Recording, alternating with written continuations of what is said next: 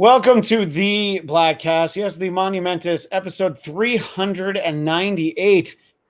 That sounds like way too many. It always does when we say the number. But I am Christian Blatt, joined by my cohorts, my partners in crime, CRYME, because that's how we roll. Will Sterling, where he is often usually found with that hallway right behind you and the white walls. Yeah, and I'm also wearing a white shirt today, I realize, and it's very got the no, it's good.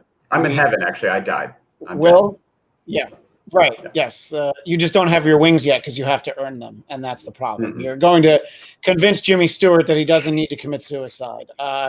Jeff DeRay, coming to us from the library, as my wife pointed out before we started, she saw you, and it looks like you're in the Beast's library. Now, I don't mean Hank McCoy. I mean Beauty and the Beast. So you're in the library there reading all of his books. What's your favorite book on the shelf over there, Jeff?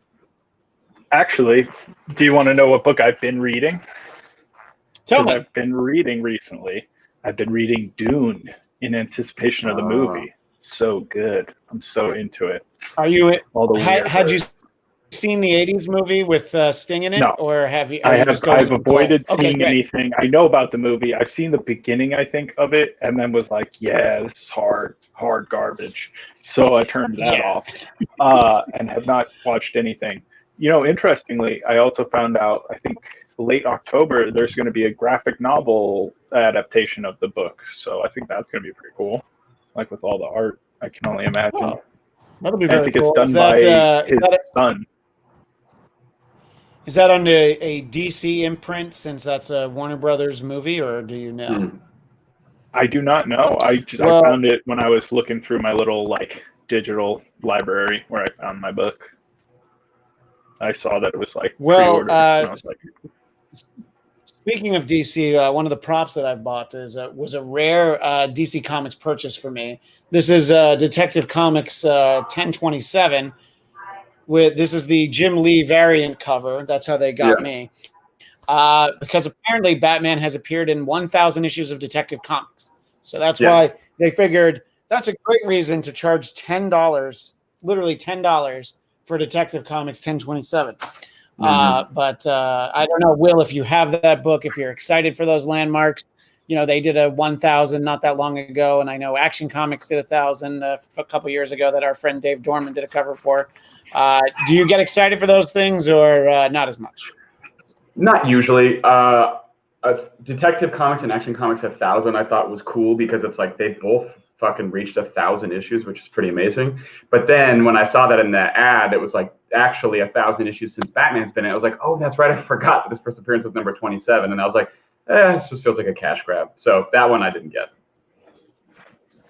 Yeah, they definitely grabbed some cash, and I'll show them because I haven't bought any of the other 1,026 issues of Detective Comics. This is the one that they got me for, but I'll be interested to see what is going on. Speaking of comics and movies and all of that stuff, I think that we're looking to talk about fun stuff for this installment. It's been a little while since I've talked to you guys, and there's plenty of serious stuff to talk about, but I would rather talk about some fun stuff. And I guess the not fun aspect of that is, Will, are any of the DC comics you're currently reading one of the ones that there was a whole slew that they canceled, including Aquaman, which I know I still have to return 2 years worth of Aquaman comics to you. And I have Jeff's stack of Punisher comics that he had borrowed that I have to give back to you. But not happy about Aquaman. Batgirl, I'm really pissed about.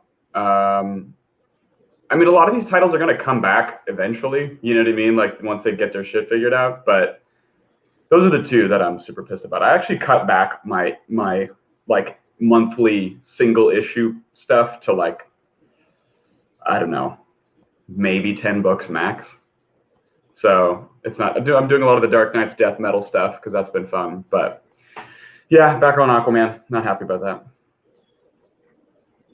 I think I was surprised to see that they canceled Harley Quinn, but just because of of their brands that are out there right now. But it's the idea of canceling comics doesn't mean anything anymore. I mean, there's I don't know. I think Spider-Man has had 5 or 6 number ones in the last 20 years, and they'll do the new #1 issuing, and then they'll just eventually count it all when they need to. Like, Amazing Spider-Man number 850. Yeah, Amazing Spider-Man 850 is going to come out, but it's going to come out right after like issue 49 of like volume 5 or whatever. Whatever they think they need to do to keep that industry afloat. It's been a while since we've talked, so we didn't get to react to it. Yep, Jeff's got a question for Will. Yes, I wanted to know because I know that there's some new lines coming out, and I know he's a big fan of Aquaman, but I didn't know how he felt about Topaz Man. I don't know what. It's a color joke. You wouldn't get it. As in contrast to the color Aqua or the famed late '90s pop group who performed the #1 hit song "Barbie Girl." Also calling Dr. Jones. All of the above. On that album. Yeah.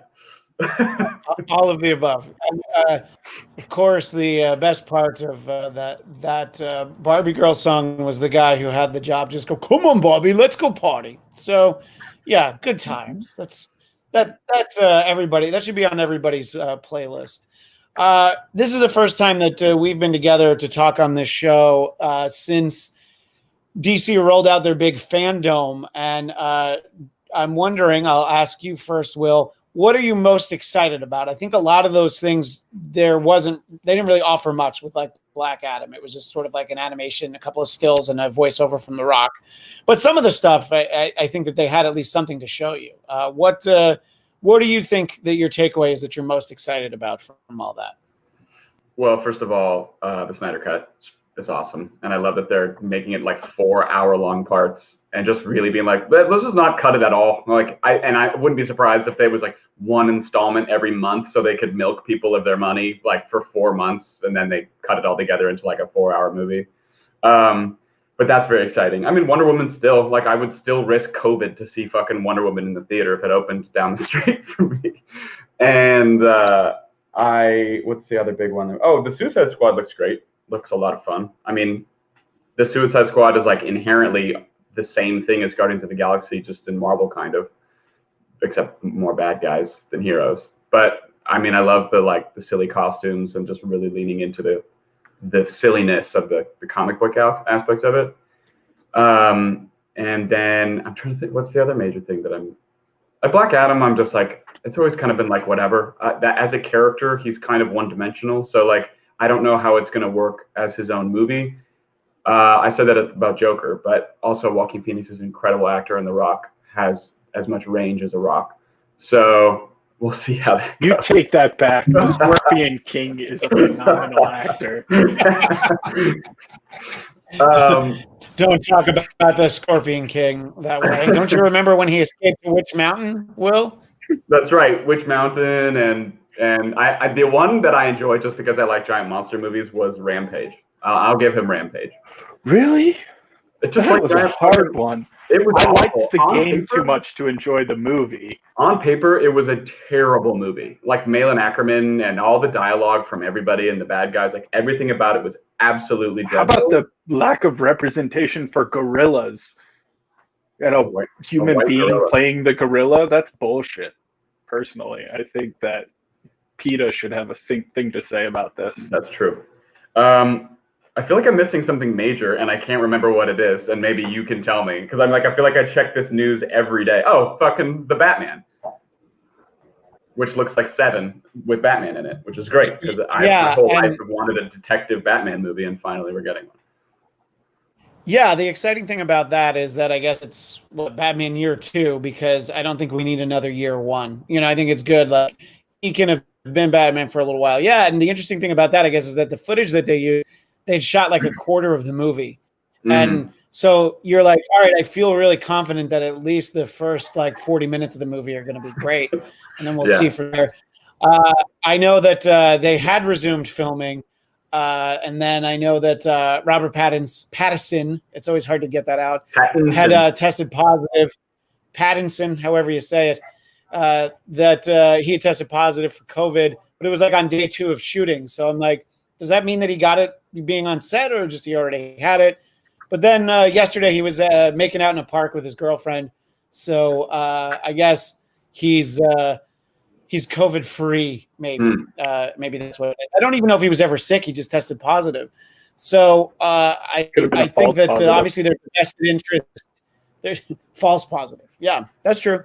Well, that's been an issue where a bunch of people, like on HBO Hard Knocks, Rex Ryan's son, who's a guy for the LA Rams, they thought he had tested positive for COVID and then came back a couple days later because it was like, it was a false positive. I never had it.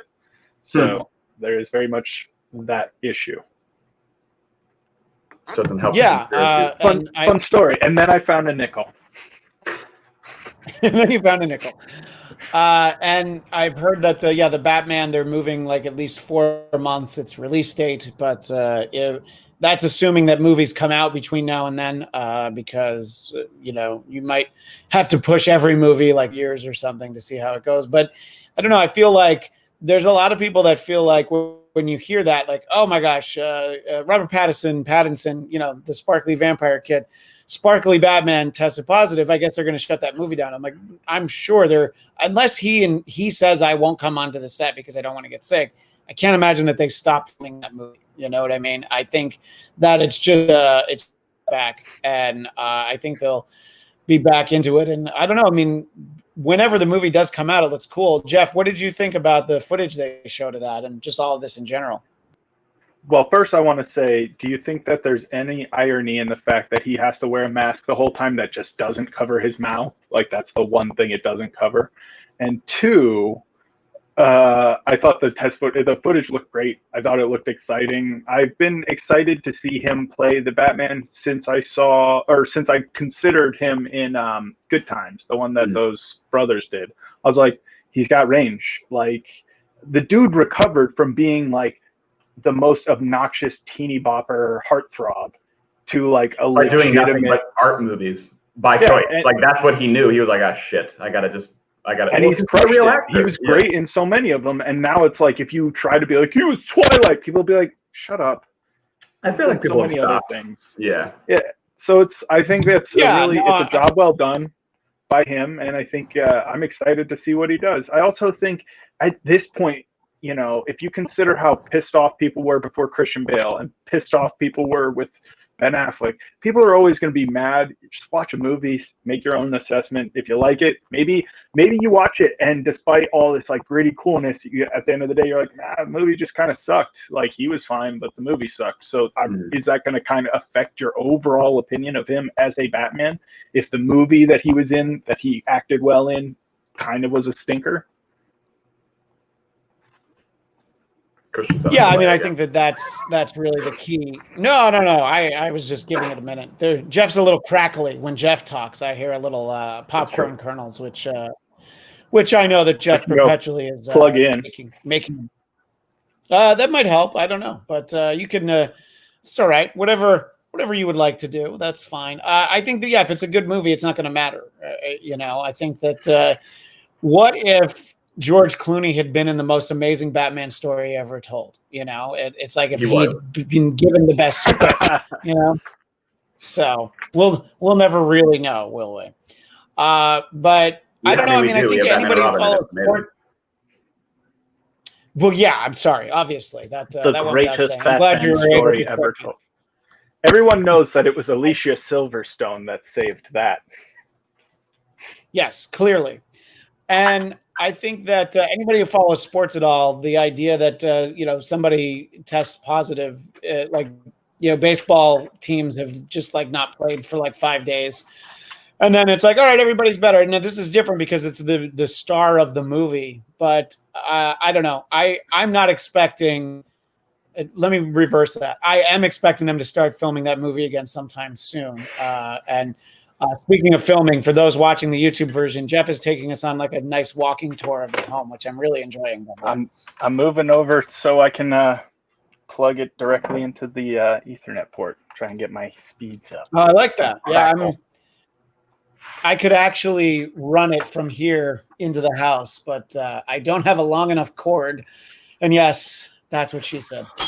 Well, I I had to pay for my stepdad to upgrade the internet here because I was getting 0 reception. So now I've got the like super nice gigabit internet, so it's super fast, especially when I plug it in.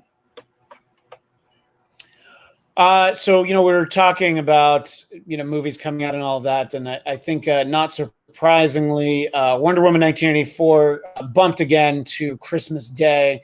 Will, were you just gearing up to go to the, to what is that? Is that a Cinemark down the street from you that you're like, yeah, I'll just go opening day?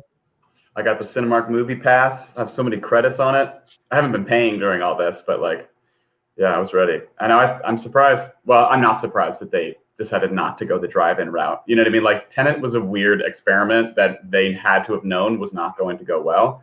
The fact that they let a massive movie like that get released now, it's so you could just steal it, is also just surprising. New Mutants, I'm not surprised, which I haven't seen. You guys have seen both of these, or Christian, you've seen both? We've seen both. I have not seen either. We'll talk I'd about like to see Tenet, but yeah, I mean, Christmas Day even isn't. I don't think it's going to even be that. You know what I mean? Unless they do some limited thing, but there's not going to be a vaccine, so we'll see.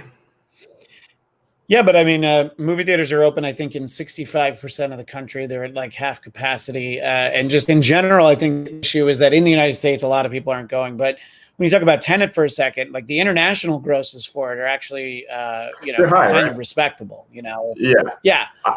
Domestically, sure it's made. But...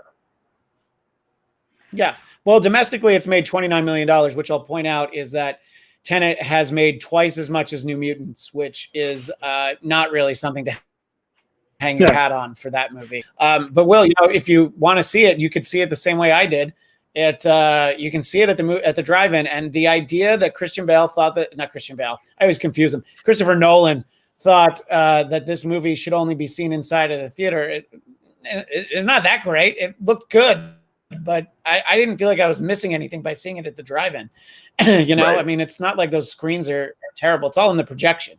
And I mean, it looked great. And the movie itself, we can talk about in a little bit. But so I found that to be a very endearing way to see movies. But also, for those of us here in Los Angeles, which now obviously it's just Will and I, movie theaters are open in Orange County. You could be to a movie theater, walk inside in about 30 minutes. That's what my friends thought. If Wonder Woman, how is that possible? Wonder Woman, if you had to see Tenet in a theater or Wonder Woman had it come out on October 2nd, you'd be able to, regardless of what LA did. What were you going to say, Jeff?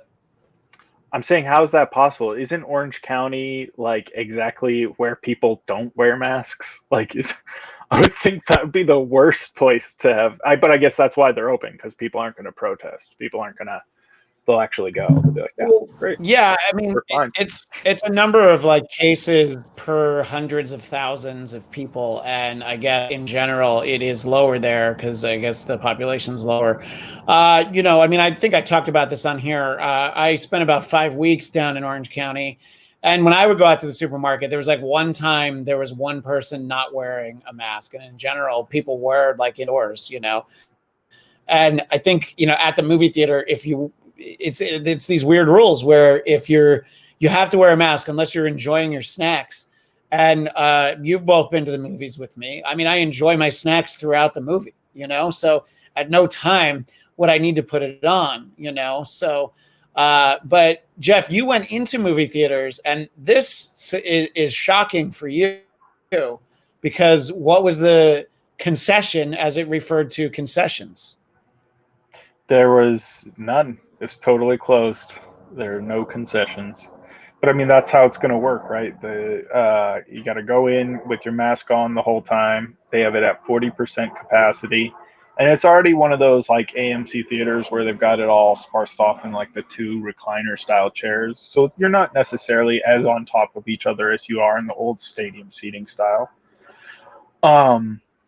But yeah, it's just, I think it's the right way, because for that exact same reason that you said, everyone's just going to use that as an excuse. I'm eating. Well, it's and you're going to sit there for the whole movie with kernel of popcorn in your fingers that you're not eating because you're an asshole. That's just what people do. Like this town that I'm in, right, is now a hotspot, so they're offering free testing because a bunch of dickhead teenagers decided they had to throw a party, and 20 some odd kids tested positive right afterwards because you're fucking idiots. Like, people just don't get it. I don't know what's wrong with people. It's just telling of how much we're all like, no, there's no such thing as problems. For us, everything's going to be fine. And then COVID dick punch. So I hope everybody's fine. Yes. I hope everybody's fine in the end, but it's just like, yeah, come on, man. Like, all the rest of us who didn't have a party should get to line up and punch you in the face one by one. That's a party. That sounds like a great party. That's the party. I mean, that does sound like a party. Yeah, and Jeff, as long as you wear a mask and a surgical glove when you punch them, you'll be fine. So I think punching party, quick little punch in the face. Let them know. Yeah, and maybe even take off the glove and sort of like when you see old timey, like someone challenging to a duel and they slap them in the face and be like, here you are. So I think that I've had this conversation a lot on some of the other shows that I do. The idea of being in a movie theater, I was just like, if I went, I probably would skip the snacks as much as I love them. And this is what I said to Jeff. That does not mean that on my way out of the theater, I wouldn't get a large bucket of popcorn to enjoy. I would say at home, but let's be honest, on my 10-minute drive home, I would eat all of that popcorn, and it's interesting because there's some theaters that have actually started doing this. Will the Lemeleys in North Hollywood last weekend was doing? They were just open for concessions. Like, I think they had like a little counter you ordered ahead. And did you want freshly popped popcorn? Great, they'll be happy to take your money. And the El Capitan Theater, the Disney Theater in Hollywood, does that. Yeah, my wife kind of doesn't understand how excited I am by that. She's like, yeah, but we have popcorn. I'm like, yeah, but it's trash popcorn, and we have like an actual popcorn maker, and it makes it well. But I'm like, yeah, but it's not that, You know how to do it. It is impossible. I don't know what it is, but you can't make it anywhere else but the movie theater. Here's the closest way that I've ever found, and I found it by accident as a child because snowstorms on the East Coast, you always have power outages. So the only things that would work are like gas. So the gas stove would work. You'd have to ignite it yourself. So we would make popcorn, but you'd make it in like a cooking pot, and you'd put in a little like cooking oil or whatever. And that was the closest I ever got to making my own movie theater tasting popcorn. But the problem is it's very easy to burn and then fuck up your pot. Right. And I think that's always the deal with the microwave popcorn is those like 10 extra seconds where it goes from perfect to burnt, charred. But then you just fuck up a bag. Whereas like if you cook popcorn too much in a pot, like it'll crust all that nasty. Like look at one of the popcorn cookers, they're all nasty on the bottom. Yeah. So I don't know. I mean, I guess the idea of going to that's interesting because yours is in Massachusetts. That's the first I had heard of a theater that was open without concessions.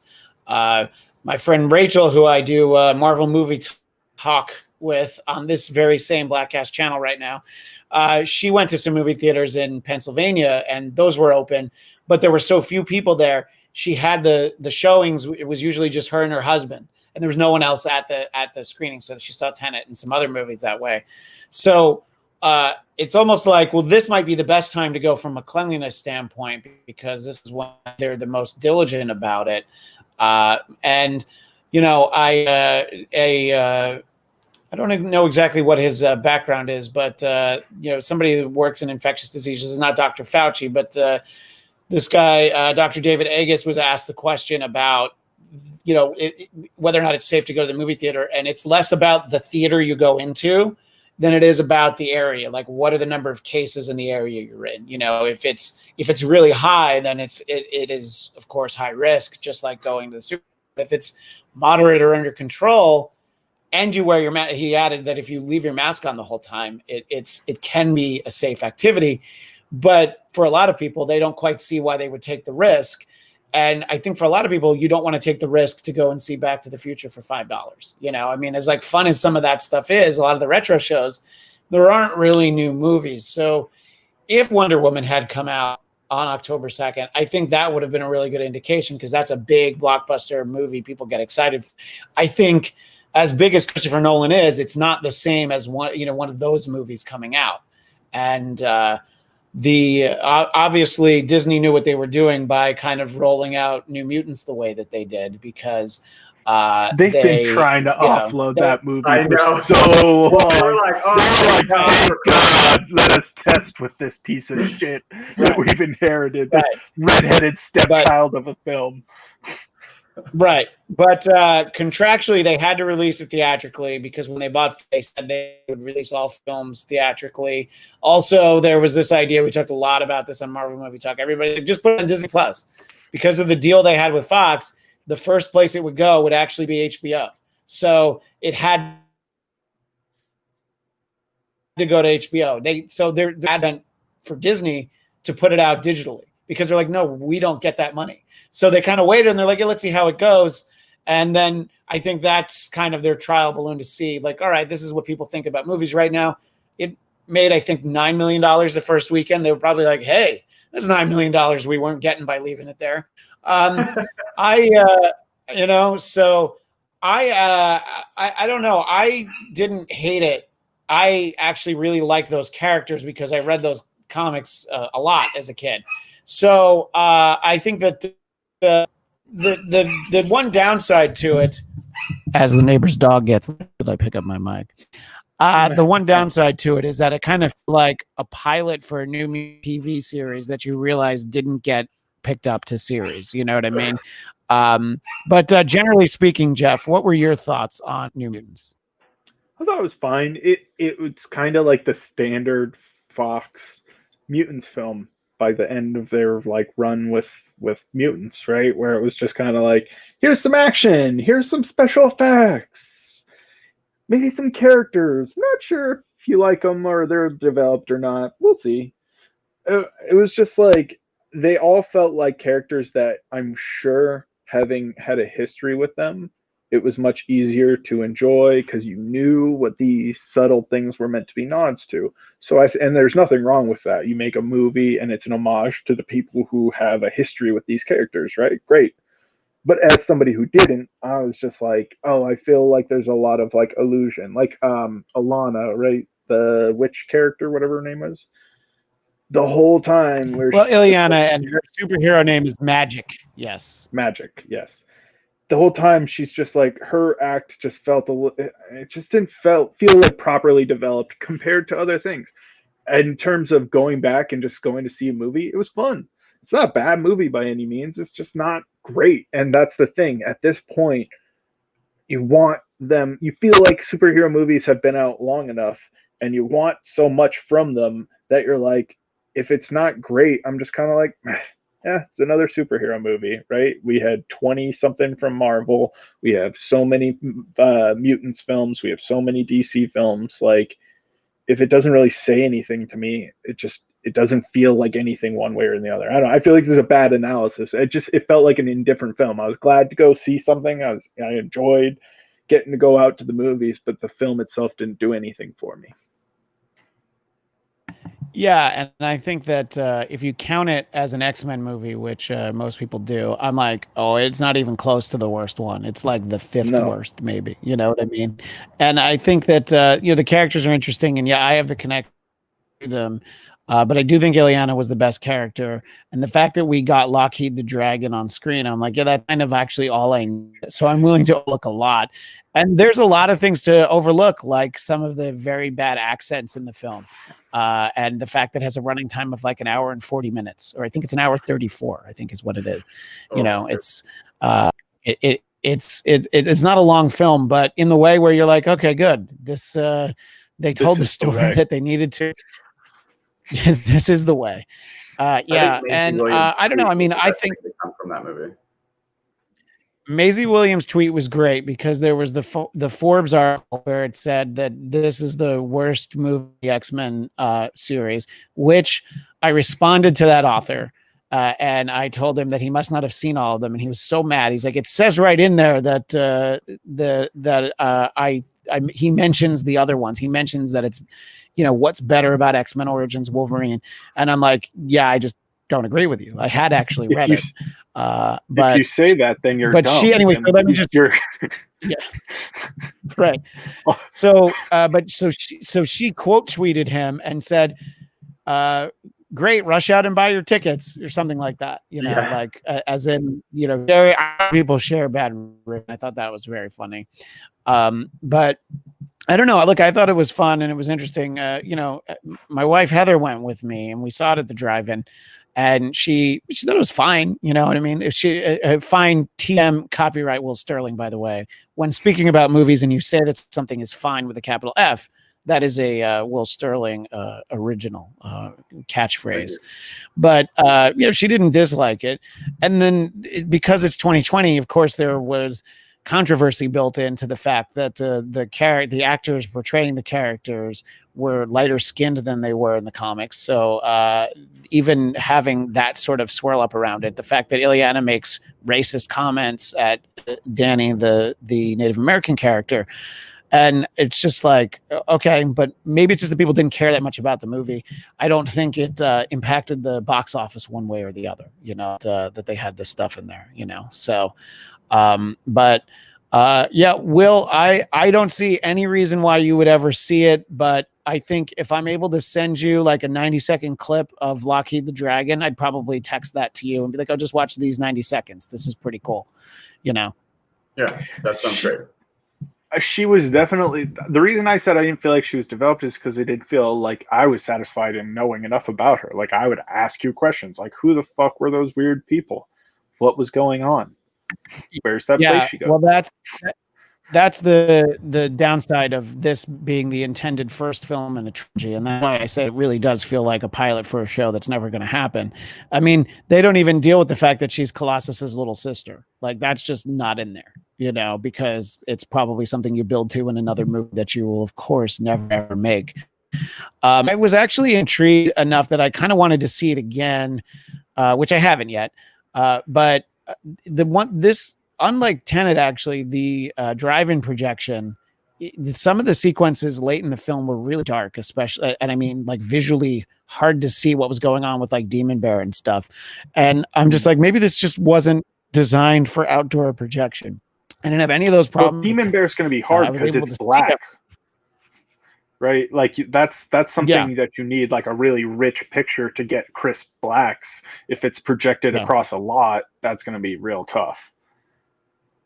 Sorry, I was nerdy. And I know that Will is very interested in seeing Tenet. Now, are you willing to go to a movie theater in the OC? Would you go to the drive-in, or you're just like, I'll see it in like 6 months? Will, I'll probably see it at the drive-in. Then it's like a date night thing. It's kind of fun. So, and this is easier. I don't have to limit. I don't have to assume as much risk, obviously, by going to the drive-in. So, yeah. I mean, I guess I'd see Wonder Woman at a drive-in too. I don't know. I'd watch it at home. I'm over the opinion of like the theater is a very special experience, and I want that experience to come back, and it will. But now enough time has passed that I'm like, in this interim period, I'm okay seeing things at home that were meant to be seen on the big screen. And then once it's safe to go back to the theater again, then I will. You know what I mean? It's like, this isn't going to change the fact that I'm going to go to the movies again someday. I think that's what people are like, but if we do this now, it'll be chaos and no one will want to go to the movies again. And I'm like, I don't think that that's true at all, especially if you only give them the option to go to the fucking movies to see it. So they should, I mean, I don't care what they end up doing, but at this point, I'm like, I'll watch it at home. It's fine. I'll pay $30 or whatever the fuck.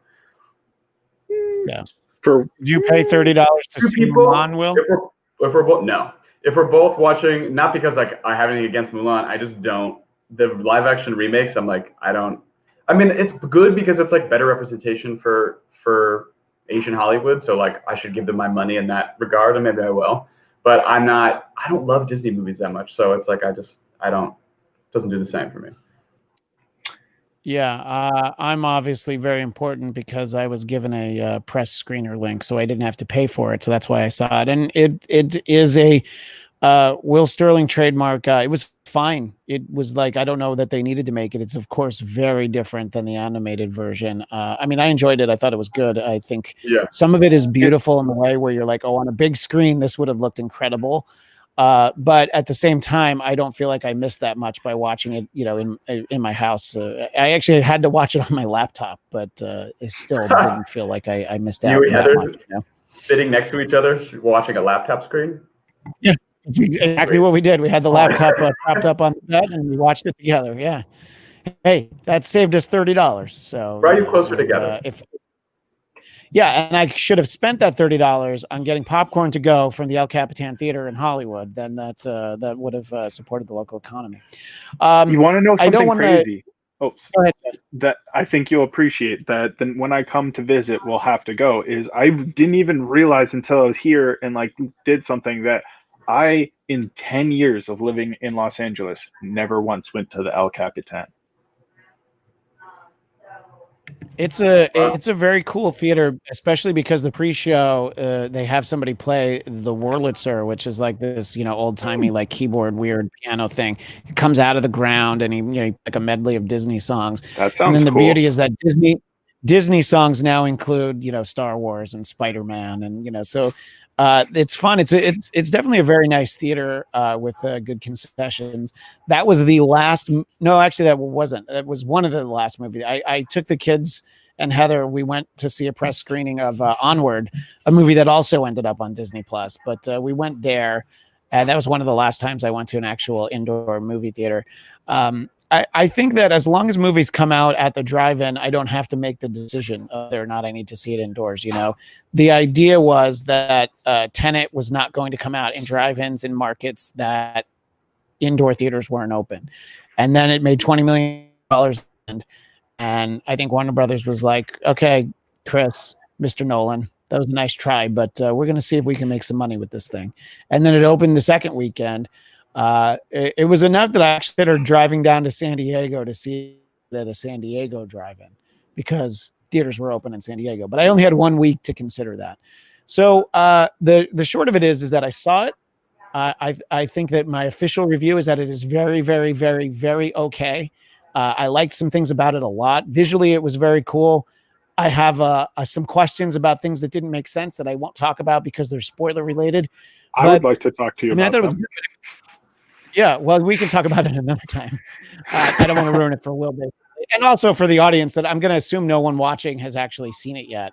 But if they have, jump into the chat. Although Dominica Saxon and Jacob Downey are having a whole conversation, I can't even share with the point because it's so long. I think that John David Washington was great. The Batman was good, and then there's a lot of kind of unremarkable actors in there that you're just like, I don't even know who that is, but people were good in it. I think the story's good, but if I want to a Christopher Nolan movie, I'm gonna break out Inception. I don't know that if I'm watching this again, it's because I'm gonna try to understand it better. But didn't dislike it at all. I just didn't love it, and my thought was, this is not the movie that's going to save the movie theater industry. But F, what were your thoughts?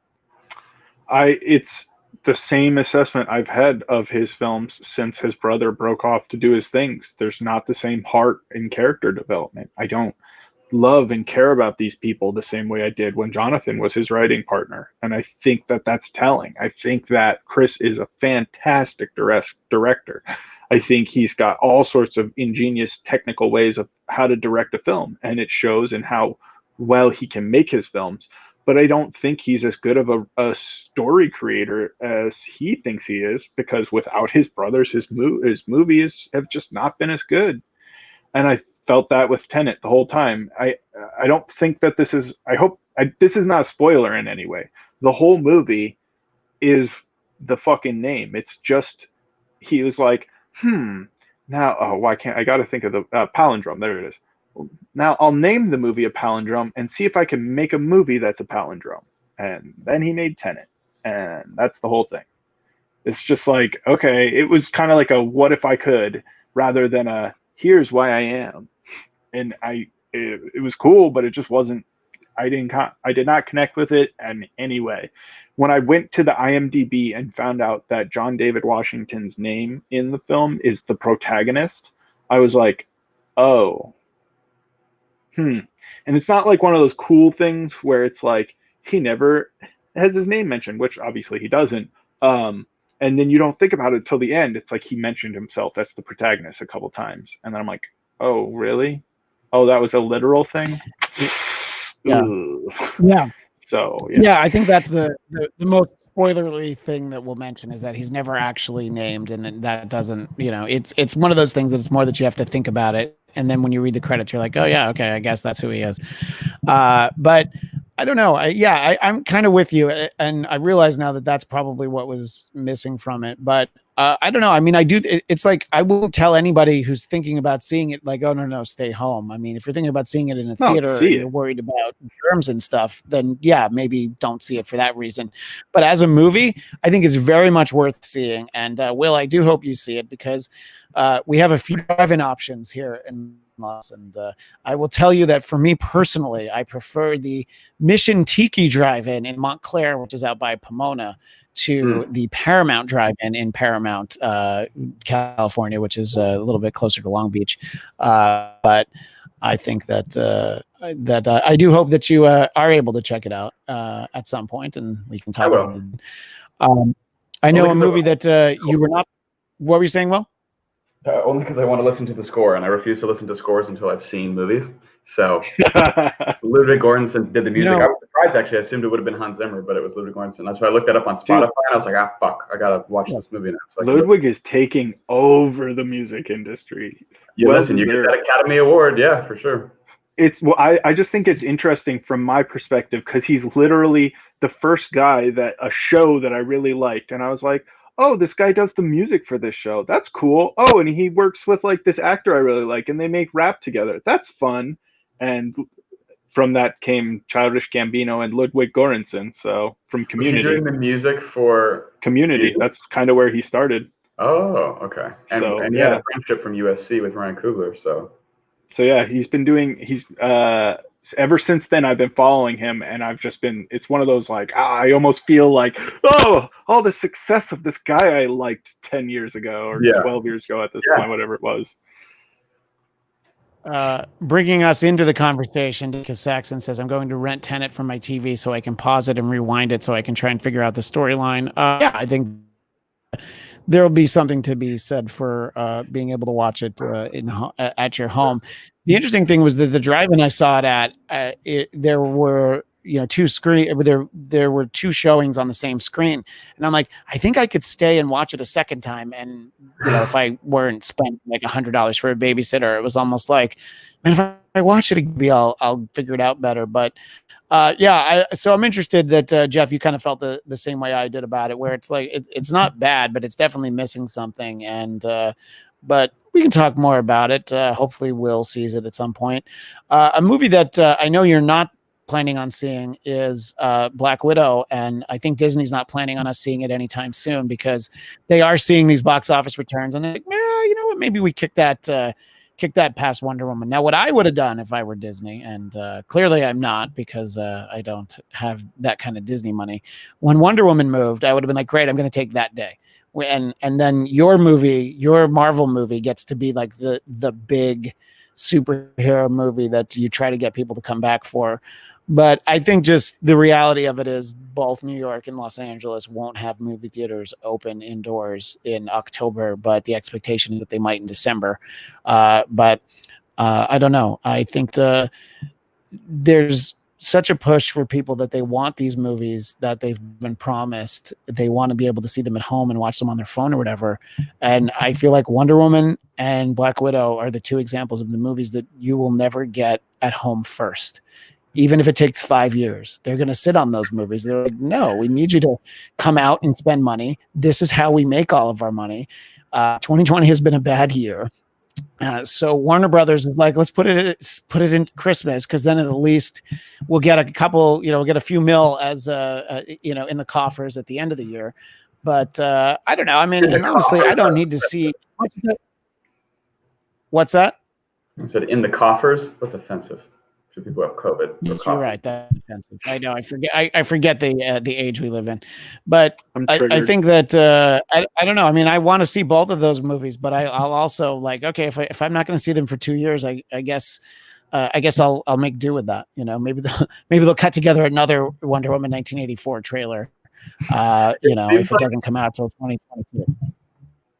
It seems like the one movie that had that, like, that we're like, oh, we either need a ton more time for visual effects and thank God COVID bought us an extra year, or they just didn't care, was Fast and the Furious 9, which was supposed to come out in like April. And then in March, they're like, we're pushing it back a whole year, next April. Like, that was the only movie that was like, we need a year. We're doing a year. Like, everyone was like 2 months, 3 months.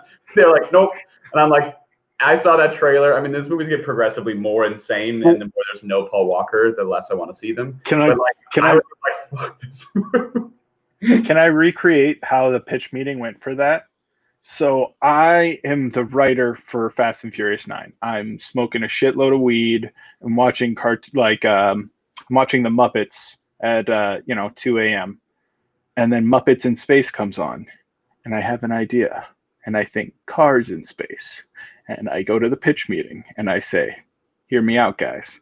Cars in space, driving around the atmosphere. And they were like, nailed it. Wait, do they go to space? Yeah, they've mentioned that a bunch of times. They're going to fucking space for this stupid movie. I thought that was a fucking joke. No, it's not. Oh my God. They're going to Hot Wheels around the Earth. It's going to be amazing. The secret title is F9 Lunar Drift, because they're going to actually have a race on the moon, and it's going to be amazing, and you're going to love it. You know, it's funny. I think we talked about this too. When they said in March that they were going to wait like 13 months to put it out, I'm like, that's the craziest thing I've ever heard. You're going to wait a whole year? And now you're like, oh, that was the smartest thing that anybody did, was wait a whole year, you know? Yeah. Because now you're like, movie opening after COVID. Yeah, I know, exactly. So, although, I mean, look, at some point, some movie has to be the one that's like, all right, we're going to win, you know, and like, does James Bond do that? Because look, international grosses have been, really good for Tenet, and in other parts of the world, they're like, well, our movies can still make money, you know? So I wonder if James Bond might actually come out in November. And if it does, if that's going to be the first big movie. And then also The Airplane Overhead, that is also the first big movie. What about some of the other ones that are like geared more towards China, right? Do you know if they're more open than us, or how they're doing? Yeah, so 91% of theaters are open in China, but they're only open at 50% capacity. So, your movies are able to make money in China, but disappointingly for Disney, Mulan did not, and China is the place that would do well, but apparently they got themselves embroiled in some controversy because of a region that they shot in where there's Muslim concentration camps, and then they thanked the Chinese government. So there's every movie that comes out. Actually, Tenet didn't have any kind of scandal around it, but a lot of movies have some kind of scandal around it. There's a couple of things that are going to be coming out. I'm going to have to spoil Tenet right now. The end is David Tennant waking up. Bam, ruined it. Suck it. That's actually why it's called that. Will, yeah. Sorry. Look, I was trying to not tell you, but now that Jeff said it. So Disney Plus has some stuff coming out, and because this literally broke while we were on the air, I saw it from my friend Colt Badeau, who helps us out with Marvel Movie News and Marvel Movie Talk. But here in the chat, we can give credit to Steven Scott Bonnick that Tatiana Maslany will be She-Hulk in the Disney Plus series She-Hulk, and she Orphan Black fame. And just earlier today, we talked how they had announced a director, executive producer, so they now have their star. But that is not this year. That is next year at the earliest, probably 2022. But because of the nature of the show, Disney Plus has confirmed that WandaVision is a show that's going to come out, which I don't know how much you guys know about it.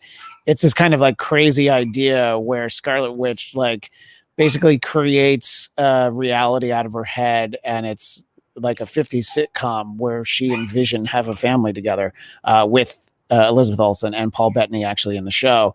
So it's this kind of crazy idea where it might not be the most superhero-y, but it's probably the most unusual of these. So I'm glad to see that that's coming out. And Mandalorian season 2, they fortunately had done principal photography by the end of last year.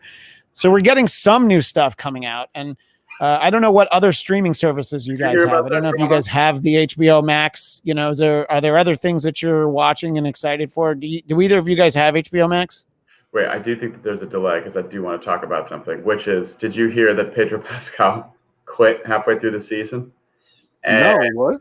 There's been some major stuff like on that second season that like everyone's like halfway through the season, you're going to realize like something happened because it's going to get real different. And then I just read yesterday that they were like, well, you can piss off. And he's like, fine, I will. And he quit because he wanted more FaceTime without the helmet. And he like was complaining that the suit was uncomfortable. And they were like, too bad, you're the Mandalorian. You can't show your face. And this is your suit. And he was like, I want these things. And they were like, then you can take a hike. And he did. I'm kind of okay with that. Like, that's you. Are you fucking serious? Like that just sounds like an actor not getting it. It's like the whole fucking show is about keeping your goddamn helmet on, you asshole. What are you talking about? You want FaceTime?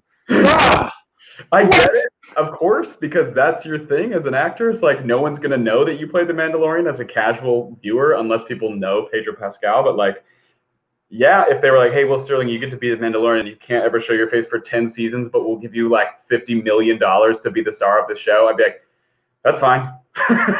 Like, I don't care.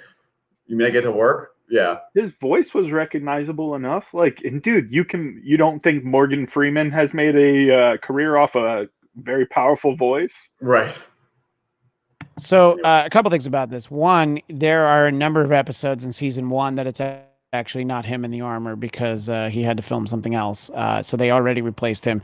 I will point out that the source for the story that Will is talking about is a website called We Got This Covered. And the one thing that they tend to not have covered are facts. But it is entirely possible that is true, though. It's entirely possible that, and it's almost like if he switches halfway through the season, then they shouldn't use his voice in any of the episodes. They should just give him a new voice and not worry about it. And, then they have to go back to season 1 and like change the moment where you see his face. And it'll be the old guy who played Anakin Skywalker in the original cut of Return of the Jedi before they replaced him with Hayden Christensen. So they're going to let that guy's face finally get used. So it'll come. So anyway, the Mandalorian season 2 is something that we can actually look forward to because it's going to be in our houses and we don't have to worry about that. We still don't have to social distance from our TVs, but I don't know if there's anything else you guys are excited about though. That's what I was asking because I don't know what services you guys have. So, well, two things. One, I was going to say when you were talking about WandaVision, a lot of the stuff I've seen from that reminds me of a mini series that was on Netflix with Jonah Hill and oh my gosh, what's her name? Redhead from La La Land, Emma Stone. Yeah. Maniac, yeah. It reminded me a lot of that. So if you haven't checked that out, I definitely recommend it. It was pretty interesting. And I think it looks like it could be interestingly comparable. In terms of current shows, I'm really digging Lovecraft Country on HBO. I think that's really, really interesting and cool and well done. I like all the characters. I'm connecting with every little bit of it. It's fascinating. And then there's a docu-series that's on HBO as well called The Vow about the Nexium stuff, which is really well done and really... I've only seen the first part of that, but it's very interesting. And I'm just like, wait, I didn't realize that all these actors from Battlestar Galactica and this chick from the episode 1 of Star Wars are all in it. I'm like, wait, why didn't they try and get me to sign up for this cult? Yeah, they definitely would have gotten me. I'm like, look at all these nerds that are there. And, you have the I guess they had multiple actresses from Smallville. But that seems like an interesting series. Like I said, I've only seen the first part of it. But that definitely looks interesting. Will, do you have time to be watching anything right now, or are you just too busy keeping up the home gym since you can't get a pump at Planet Fitness? I'm actually really bad at watching things, even though I'm like somebody who aspires to work in film and television. I watched the occasional movie, like Casey and I have like a little list. I did watch Bill and Ted 3, and I rewatched the first 2. What'd you think? It was good. It was cute. You know what I mean? It's like a sweet little, like, nice movie. There's nothing wrong with it. Yeah. Like, if I wanted to tear it apart, I guess I could. But, like, I had just seen the first 2, and I was like, these movies are not supposed to be. Yeah, like, who watches Bill and Ted to rip it up? You are not getting it. Right. It's a cute little movie. I like that they, the girls that played their daughters. I thought that was fun because obviously when they made the second one, they probably meant them as boys and they decided to flip it. So that was good. This show Kingdom that was originally like a DirecTV original. It came out in like 2015 about MMA fighters. I always wanted to see because I like Frank Grillo, and I don't even love MMA that much, but I just like shows and movies about fighters. And that came to Netflix, and so I watched like all 40 episodes of that. It probably took me about 2 months, but that was like my major show for a while. Started watching Deadwood because that was highly recommended from a friend. I've seen season 1. I'm kind of going back. Like, this is the time. I'm like, I'll probably start The Sopranos soon. Like, this is the time to watch the really old shit that, like, I've always been, like, meaning to get to. The Wire, like, all this stuff. I'm like, I should probably watch those shows now. The Wire's hard, man. Yeah. I've watched the first 4 episodes of The Wire, like, multiple times, and I'm always just like, what's going on? And if you haven't seen it, you should watch a movie called Warrior with Tom Hardy and Joel Edgerton. Yeah, Frank Grillo's in that movie, too. He's the trainer. Yeah. There you go. Great. That's a fucking great movie. So, what else? Nothing, I don't know. The occasional... Lovecraft Country I'm watching as well, which I really like. I don't know. That's all that's coming to mind. How many of those have there been? I've seen people posting a lot about it. I think 5. This Sunday will be the 5th, I think. No, I think this is 6. I think there's been 5. Okay. So I'm not too far behind, and I know that Cobra Kai is now on Netflix, which I didn't watch when it was on binge YouTube that. Premium, but I know that it's easy to binge on Netflix. It's good. Yeah, I'm on season 2. Yeah. I watched season 1 when it was on YouTube. So these are all things. These are all things that we can watch at some point. Excuse me, in the near future. Speaking of the near future, we'll leave you with a story that we're all going to go over in a moment, which was emailed to you guys. But this is Bladtcast 398. Now, our next episode will be one of our very popular patented Flash Blatt episodes. It is Bladtcast 399. And you guys remember the conceit for this. These are unearthed cassettes of the old version of the Bladtcast that we did in 1999. And remember, don't ask too many questions. Just listen to it and enjoy it. That will be audio only, so you will not find it on the Bladtcast YouTube channel. So like I said, don't look for it there. But now Bladtcast 400, that will be a week from today on September 24th at noon Pacific, 3 p.m. Eastern. I will be joined for the entire show. I don't know how I got him to say yes, but I'll be joined by comedian Dennis Miller. So I will talk to him live, and we'll take some more questions and traded we'll talk to him about everything. 400th episode for Dennis. Yeah, moving on up. But I did. You've been here for 400 episodes, and when we hit that milestone, you fucking kick us to the curb. Well, what I did. Will, the last time you get a VH1 special. Chill, bro. So last time I had him on, I had him on episode 201 because I thought it was funny to not have him on 200. And I remember that, he kind of joked about it, but I'm like, I think it annoys him that I put him on 201. So I'll put you guys on 401. So but then amazing. 500 in 2 years. Well, no, because wasn't the last time he was on the show like right when Trump got elected? So like we do 200 episodes. It was right after it, and a couple of weeks later. Yeah, but because that's about right, because you have 52 weeks in a year. So and that was Bladtcast 201. Bladtcast 203 also talking about Trump being newly elected. I spoke with our friend Orson Bean, who unfortunately we lost at the beginning of this year, and That's how long of a year 2020 has been. That was just in January, and I couldn't believe that was the same year when I was thinking about it. So yeah, there's a couple episodes, but don't worry, I'll still have you guys around. Dennis won't be on with me every week. He would never say yes, but so I think that would be fun to do. So make sure you find that episode. I'll send out the links. And I know the guy who runs Dennis's social media, so it'll probably get posted there. But so anyway, so that is our big 400th announcement, which I had been trying to figure out for a little while, whether or not I'd get him to say yes. You know, I actually, his internet had been out. It's been very spotty the last couple of days. So I actually went up to his house yesterday and we did the podcast from there. Lindsay and I went, and it's weird because we only did it every few months last year, but you know, in this time, in this day and age, it's such a weird idea to like, well, you're right. If we come into your house, and he was fine with it. He wasn't that worried about it, you know.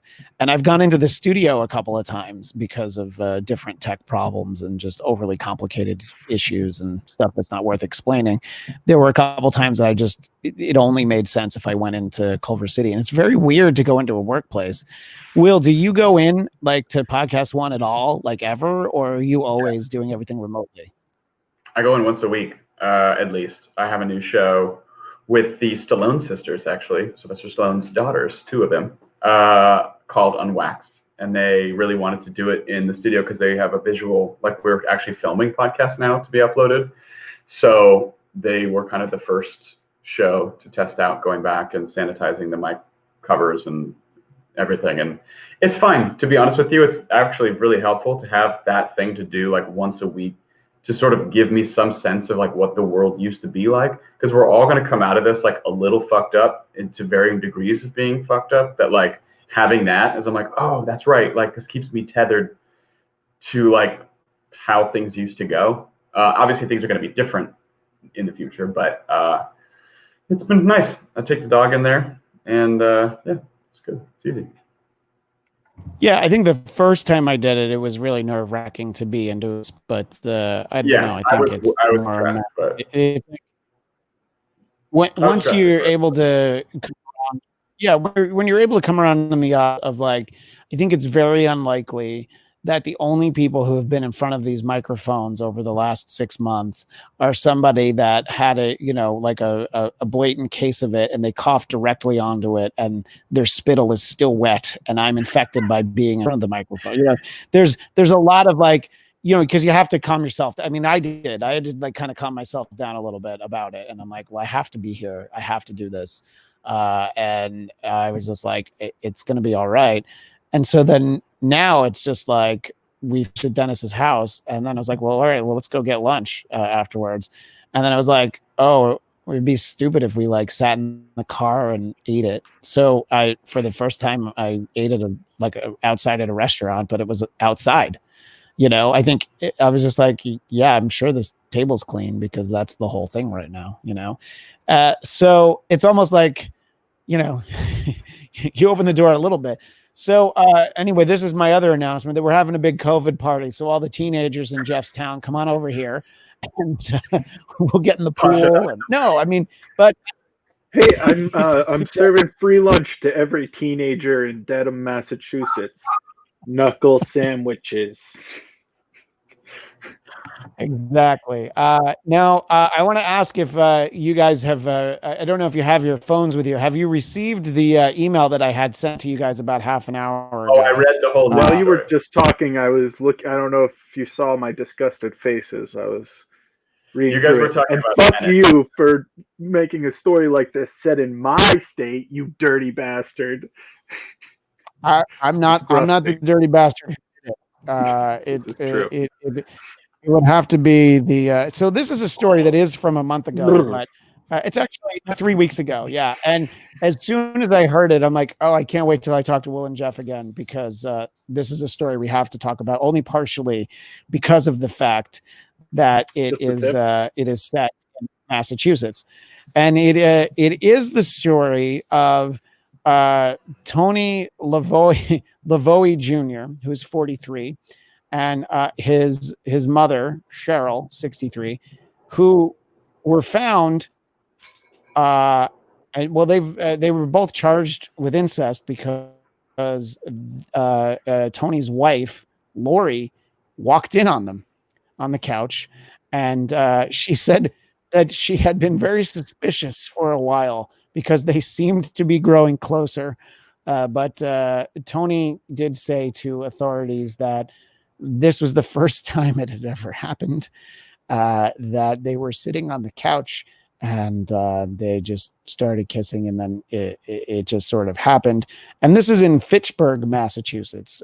Jeff, give us a little bit of the background on Fitchburg, Massachusetts. Is there anything we need to know about what part of the state is that? Is this something that were you not surprised that this happened in that town? Massachusetts. I am from Massachusetts. I do not cohort with people from these types of areas. I'm not well versed in Fitchburg, but obviously it's gross. Honestly, I've had a lot of thinking on things about the area, and it's just, I don't know. There's a lot of stuff that's fucked up. I feel like that's a different conversation. Anyways, this is disgusting and horrible. This is the kind of stuff that I think we jokingly expect in weird southern states, right? But just period, I'm just it's really gross and it's really weird. And honestly, it makes me it makes me go to porn sites, right? I feel over the last, I don't know when it started, but there was this revolution, and you see jokes and memes about it. So I know that it's just happening there. It's out there where it's oh, stepsister and stepmom and all this step whatever, right? And I don't know if that's just because I don't know where the shit's coming from.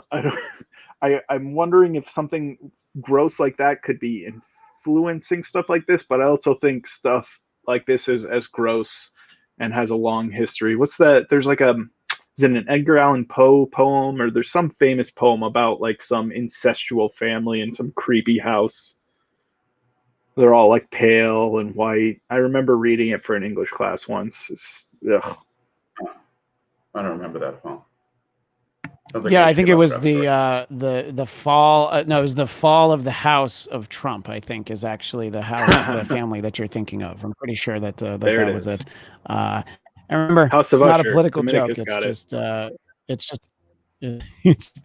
just the creepy way that people talk about their own family. And by the way, I don't think you're going to enjoy but Uvula Scrimshaw does throw in this comment, Jeff, about your home state, Trashachusetts. Yeah.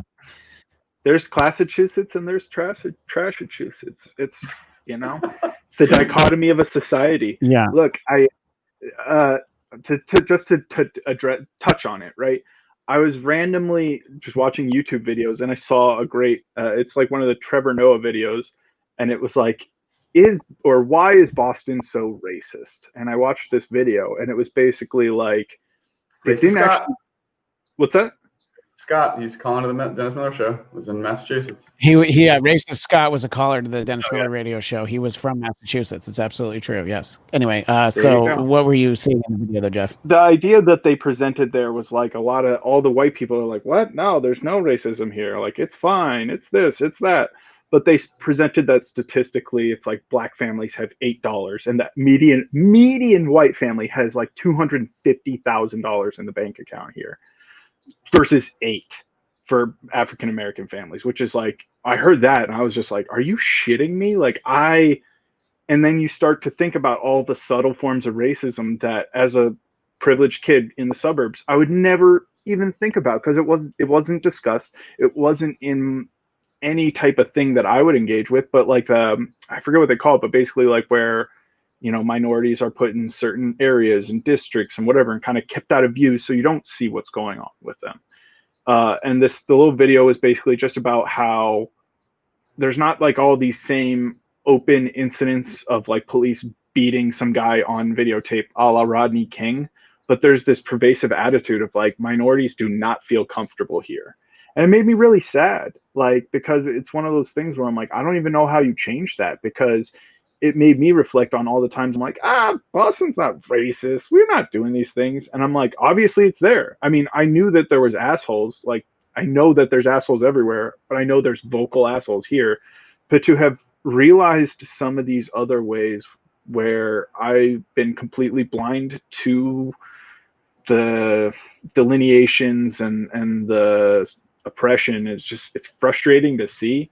And then it goes to the next level of like, I do think that there's the heart of a lot of these people is they don't want this. Like, I think most people are like me here, where, or I'd like to believe they're like me, where they're like, I don't want any of these things to be happening. But then you find out like, oh, they're all uncomfortable, and you feel like, well, then how do you even start the conversation? Like, how do you make people feel welcome here when you want them to feel welcome here? Is there something actively you have to do? I don't know. I'm sure this is just jumping back to the same conversations we've had over the last several months, but it's just like I've kind of gotten more in touch with it here locally, where it's like, it always made sense to me in LA because you have major populations of minorities. Here you just don't have it. And so I guess having that realization recently was a little frustrating. No, I mean, look, obviously I've never lived there, but you sort of have the perception of Boston, I mean, that the extent to which white families fought the integrated schools, and that was in the 70s. It's not like an early 50s thing. The Red Sox. But we played that off as that was the poor families.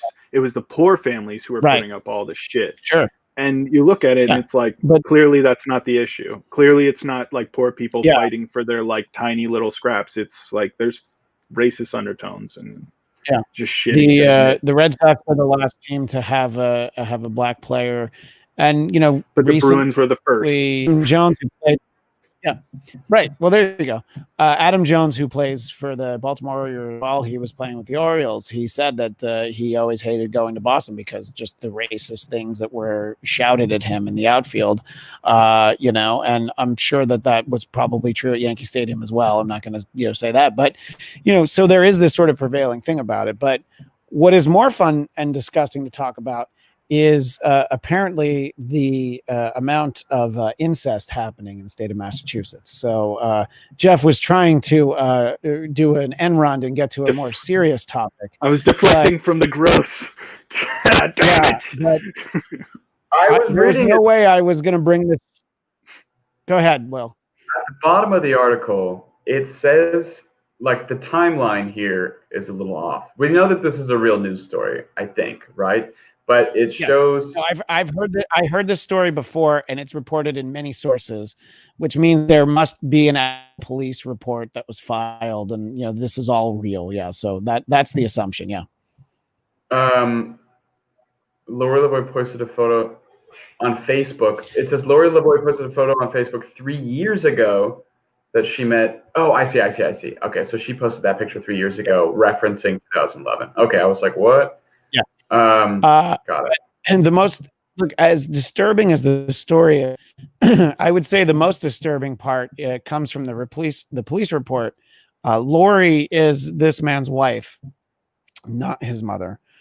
Lori then stated that she saw her mother-in-law, Cheryl Lavoie, was naked on her husband, Tony Lavoie, having sex. So has his mom fully nude, and she's riding him for all intents and purposes. And, I can't imagine what you possibly open the door, what you could see, other than, I guess, committing a murder, like what you could see that would be worse than that visual of walking in the door. But I don't know how the conversation goes. I don't know how you go from like, oh, mom sat next to me while I was playing video games on the couch, which is from his, and that just, you weren't able to control yourself. And there's the joke question, which is, what's the problem with his wife? The three of them live in the house. How long has this been going on? It's a horrifying story. And you do think that maybe, Jeff, it would be more likely to be like from a really, some rural, like deep woods, like Appalachia, where like people don't get out of the house, something like that. But no, Fitchburg, Massachusetts. The Menendezes, and not to deflect it back to a incestuous LA case, but my mind, when I read this story, my mind goes to worst case scenario, which is this didn't just happen now, because that's fucking. I don't think that's possible. Like granted, I've never had an edible complex, so because my dad was dead long before that was an issue. Anyways, I can't imagine. I guess I can't imagine this period, but I'm like, I can't imagine that's something you like develop sexual feelings for your mom later in life. I would imagine the only scenario where this makes sense to me is like he was molested as a child, and now this is just normal behavior for them, even in adulthood. Like that this is the continuation of something much more sinister. Which, if that results in him going to prison, and that was the case, I would be very conflicted about that, right? Like, if you've been conditioned from childhood by this predatory monster, if that's what happened in his mom's case, and now because you engaged in disgusting incestuous acts as an adult, you have legal consequences. Because it said they're facing 20 years in prison, which is... Yeah. And it's enough where, I mean, the wife didn't just find it and then become angry. I mean, she called the police to the house. You know, there are different ways to handle this, and that was what she felt was, you know, the way to handle it. Will, what are your thoughts on this horrible episode of Love American Style? I'm also reading Dominicus Saxon's comment. Did he say Oedipal or edible complex? And it's like, it reminds me of a joke I made a long time ago that I'm trying to remember because I was like so proud of it. But now, did you hear the one about the guy who got high as a motherfucker? He tried Oedipals for the first time. There you go. I do remember that joke. Oh, what a great! I think I let that's really you the greatest of my life. Do you think if a cannibal eats his mom's, you know what, that's an edible Oedipal? No, I don't want to pull on this thread anymore. So Jeff kind of took it to a dark place. I hear this story. I just think it's not something that's been going on since childhood. That he's just sitting here and he's complaining to his mom, and it's just more like, my wife's the worst, Ma. I wish I could get somebody more like you. And she was like, well, no, what if you could, son? Tony, how about you Mom? You want to check it out? Oh, yeah, son. That sounds wicked awesome. There is no world in which these two people are not supremely traumatized in multiple ways by each other and by other people, likely a shared individual. This doesn't just happen. And even if it's the first time or whatever it is, the fact that she's like, I had suspicions they were getting closer. Like this was a contract that they had been writing up for a long time, because they're both fucked up. And it's like, the unfortunate thing is like that I try to look in on everything as like behavioral psychology, because that's really all the world is. And it's like, just something happened to both of these people, and that like, it's disgusting and dark, but also like oddly just so depressing and sad, because you're like, ew, you know what I mean? Like, oh God, it's terrible and dark and evil. Yeah, but I'm choosing to in the way where this is a funny story. But what if the guy just wanted to fuck his mom like a weirdo? It's so bad. Yeah. Can you imagine being like up one day and just being like, damn, my mom is a baddie. Nope. Imagine being part of this extended family, like just hypothetically say they all get together at Thanksgiving and these two obviously aren't there because they're doing, 10 to 20. And they're just like, what about fucking Tony and Cheryl there? Huh? You telling me you didn't see that before? The way he looked at her? I mean, I'd like to hear their conversations, because, somebody's gonna be like, oh, I always knew. I always figured they had something going on. Two versions of this joke. Version 1, Tom Brady reads this article and says, you can do that? Version 2, they're like, what's wrong? Tom Brady does it. Tom Brady does. I marvel every day at how important that man was to the state, that now everyone just hates him. Like even the people, it's all in the way you do it, right? Like if Henry Cavill had stepped down from Superman and been like, dude, people who are a fan of Superman are a bunch of douchebags. Like if he had just phoned in his performance and been like, fuck DC fans, fuck fans of Superman, you can all suck a dick. I'm going to go play Iron Man because you can suck. Fuck you. Like that's kind of the way he did it. Like he quit on us last season. He played like dog shit and then played with our emotions and then went to like a different team and was like, see, I'm going to do it. And then has played like a bag of dicks. So it's kind of like at this point, we're just like, now that we've gotten this revenge where he's doing bad and we're doing well, it will be over it so much faster. If he was doing well and we were doing bad, oh God, we would be so mad about it. We would never be able to get over it. Just let this play out. If he sucks, we're going to, yeah, it'll be done with soon enough. If we, as long as we keep winning and he keeps losing. Fucking his mom, maybe. We'll yeah, Tom Brady Sr. Tom Brady Sr. Tom Brady is the reason they make what you're talking about, Jeff, because he is the prime consumer, obviously. He learned how to deflate balls from his dad. Oh boy. Oh boy, that's the first one that we got from World Today. The first, oh boy.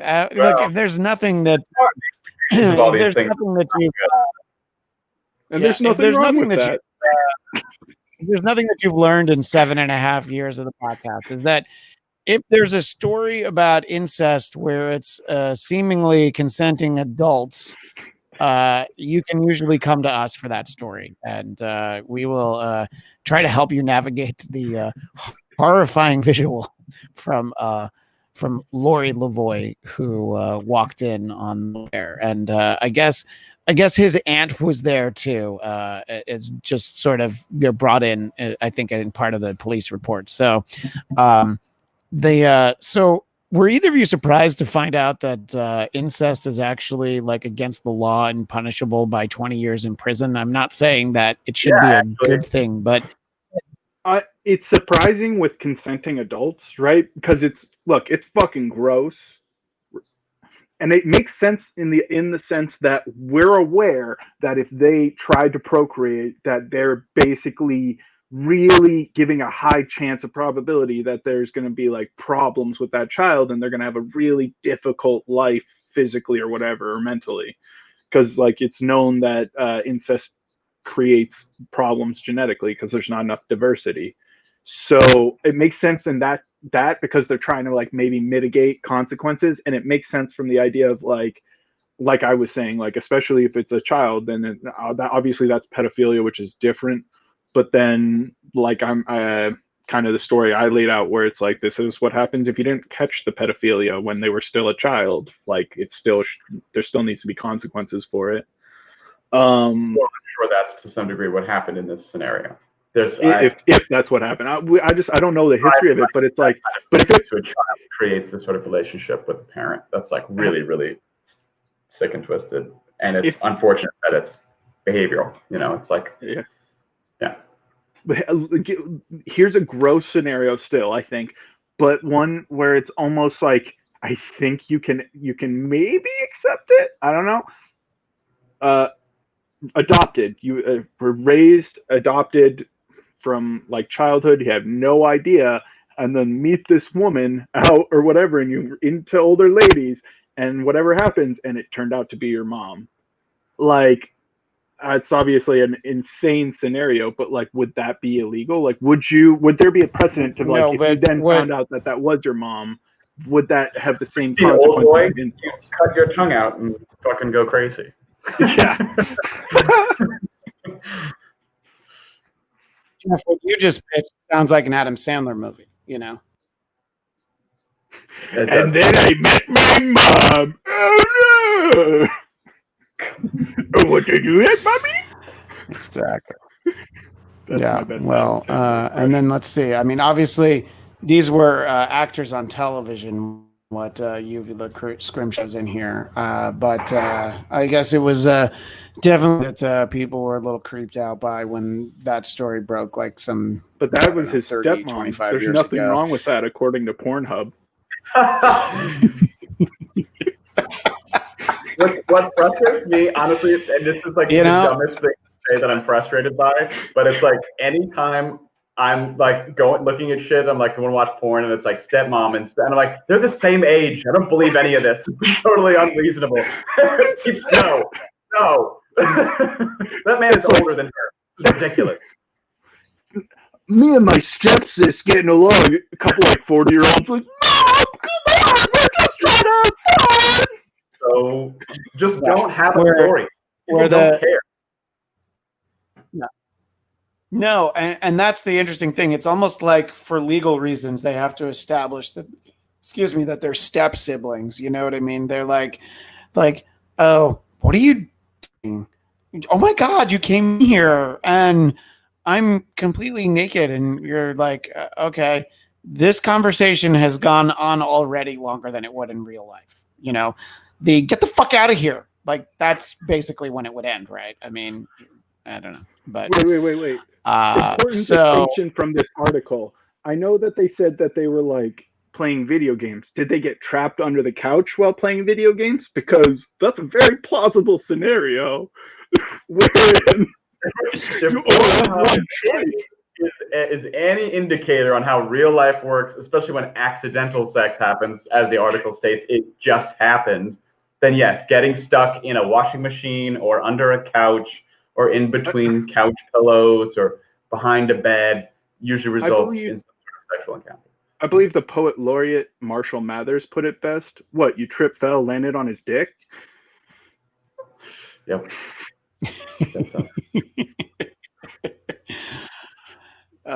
Well, I think we could talk about that story all day. And I'm interested in the feedback from other people about that story.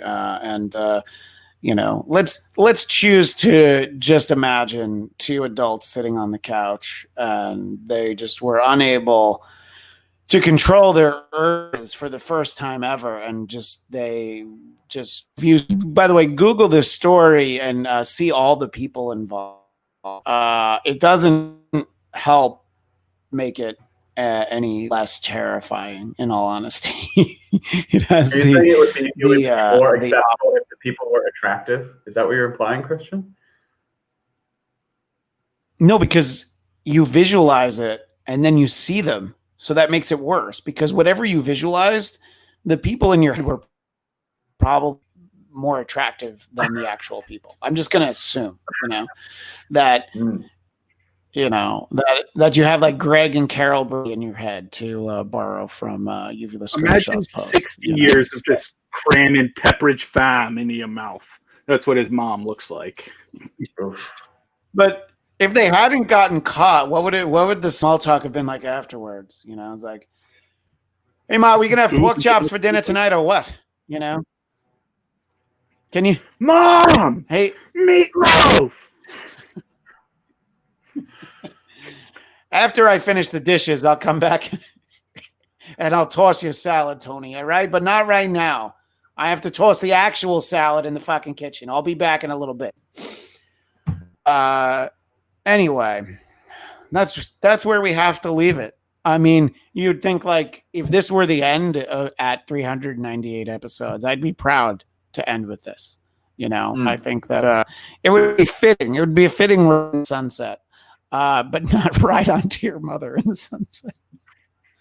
But I think whenever we do have a final episode, maybe we'll have to revisit this. But I mean, at this point, like, I don't know what it would take. What'd you say about Doctor Strange?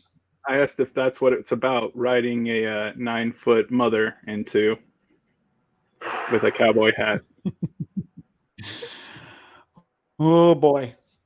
So this is where we are, and your thoughts where we are, please. We invite 9 months to quarantine or whatever the fuck. Yeah. And by the way, Jacob and Dominicus, I'm not going to share any of your comments right now, but I appreciate how invested you guys are in this topic. But yeah, it has been. It's been 6 months now, hasn't it? Because it was March 11th was that day that, like, wait a minute, Tom Hanks has COVID, and then the NBA shut down, and then we started because like that next week we were going to do this show at Will's house, and that when Jason Blair was on his very unfortunately timed trip from Austin to Los Angeles, as the world was closing down between him and his destination. 6 months. Well, how many more? Let's do a little gentleman's bet. How much longer do you think it's going to stay like this? I understand we're going to have a vaccine by Election Day, so I'm looking forward to that. But am I being naive in that hope? Yeah, effective and like a vaccine that will actually, yes. I mean, everything that's going on from this administration is such a shit show that like I just can't. I am dumbfounded each day that there could possibly be that many people who can listen to this person speak and not realize that he doesn't know anything.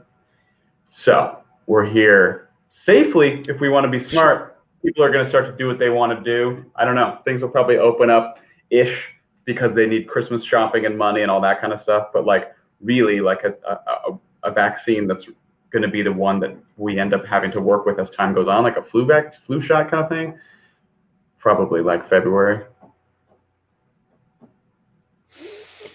Yeah, I mean, you can rush it as much as you want, but it's hard to say. And we'll have another 6 weeks to talk about this. But just all of the things that you just said about President Trump, just remember to think back on the fact that they ran the one guy who probably can't beat him. So it's like literally the one guy who's just like, so it'll be interesting to see a debate between the two of them because it won't have a crowd. It'll just be, two guys and a moderator, and it might actually make a difference for once. Yeah, but, Trump can't play for the crowd, and he doesn't fucking know anything, so he doesn't get to. Right, but all Slow Joe is reading everything off of teleport days, so it'll be interesting to see two guys that are both very used to having a net in a very different way, just without a net. So I don't know. I think that they should actually make that first debate pay-per-view. And we'll be covering that on the Blast channel. We'll be doing a special Trump report that night, which I think is, let's see, I can look at the calendar. Tuesday, September 29th, after the debate, we'll be there. But obviously, there'll be plenty of Bladtcasting between now and then. Jeff, back to my initial question. Do you feel like we've got an over-under of, let's see, this is September. I'm going to set the line at 3 months. Do you think over or under that for an effective vaccine for the COVID-19? Over. I think over, because I think here's the thing.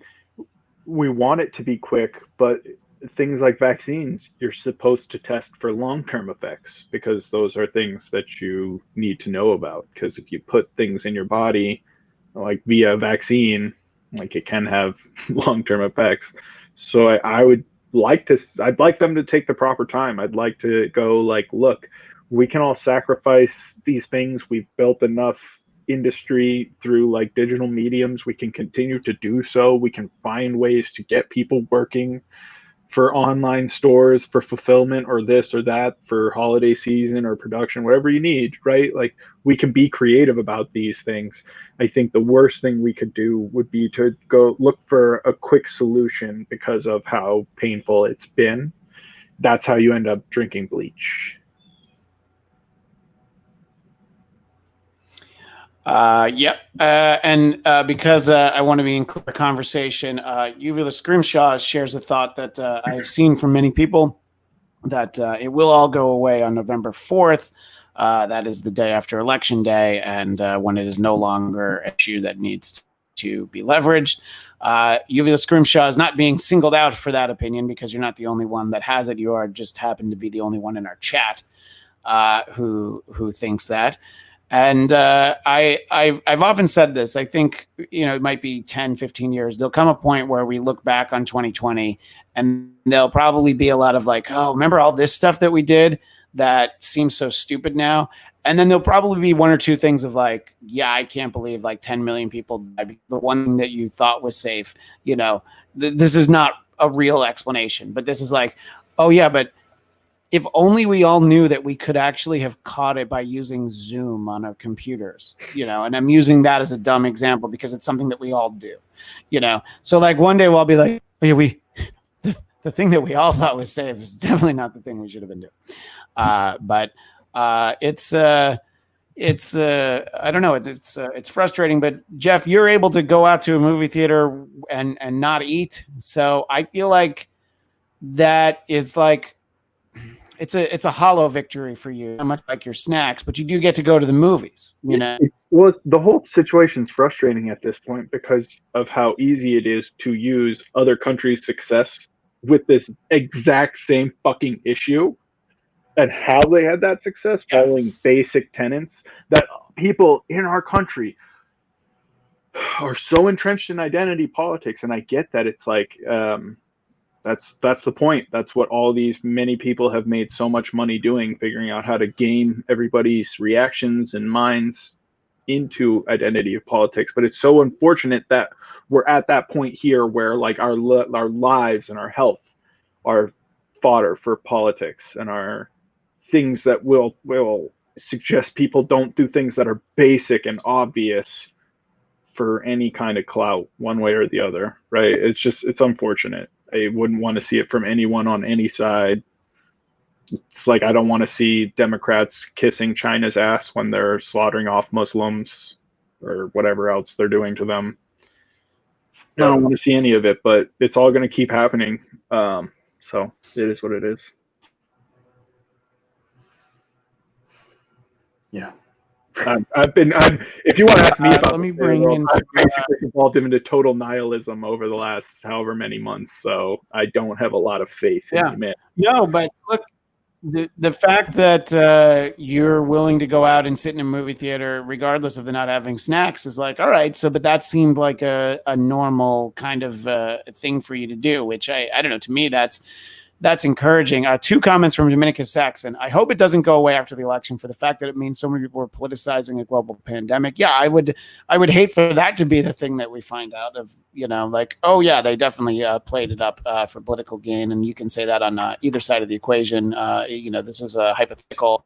Dominicus says, I canceled my AMC A-list membership because they still serve popcorn, but took out the butter dispensers. That's my line in the sand. That is why I made sure that comment here because, the communal butter dispensers, I think they're concerned because it's like if anywhere that has fountain drinks, they have someone who operates the fountain now because they don't want you to have access to something that someone else will consume. So if you're germs getting on the dispenser for the soda or for the butter. I guess that's why. I mean, that seems like an easy fix. Just move it behind the counter. Don't get rid of it. Go, hey, we'll do that for you. Yeah, and just be like, and like it's sort of like when a waiter or waitress like brings the salt thing to the table, and you just say like, nope, keep going. No, seriously, keep it going. I would like one plate of Parmesan, please.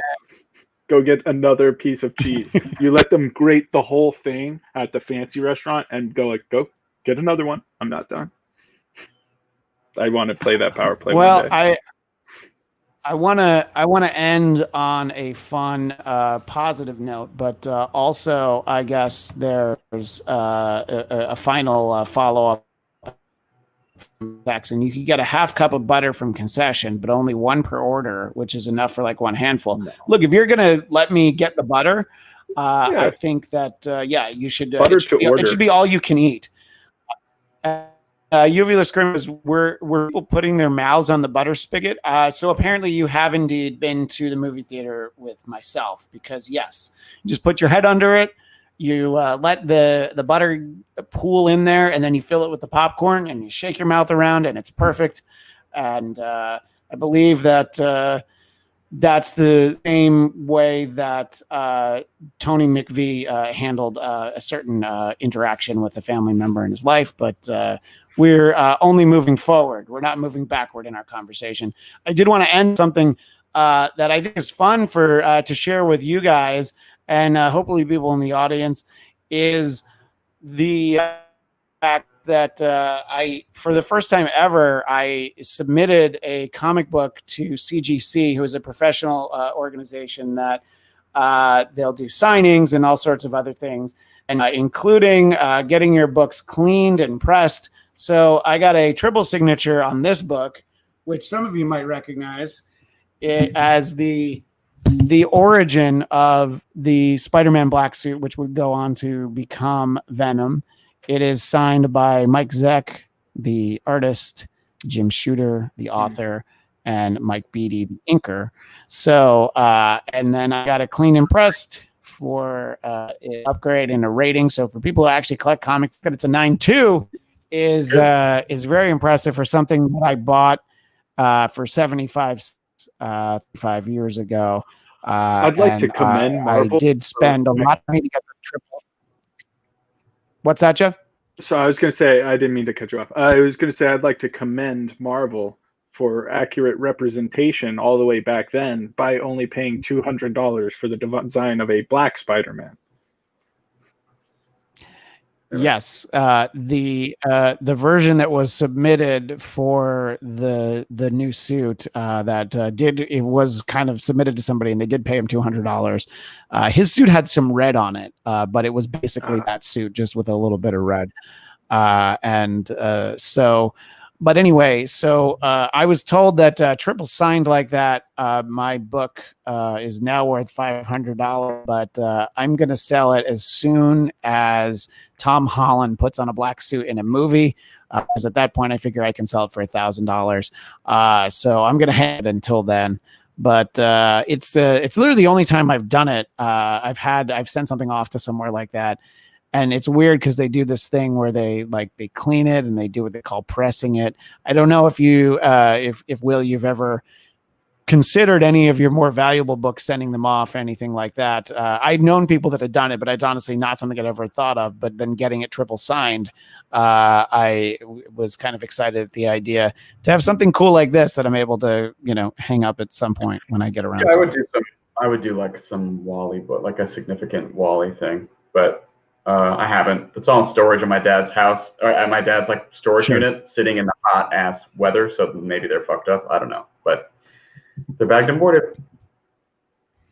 Yeah. Well, that's the interesting thing about my Secret Wars #8.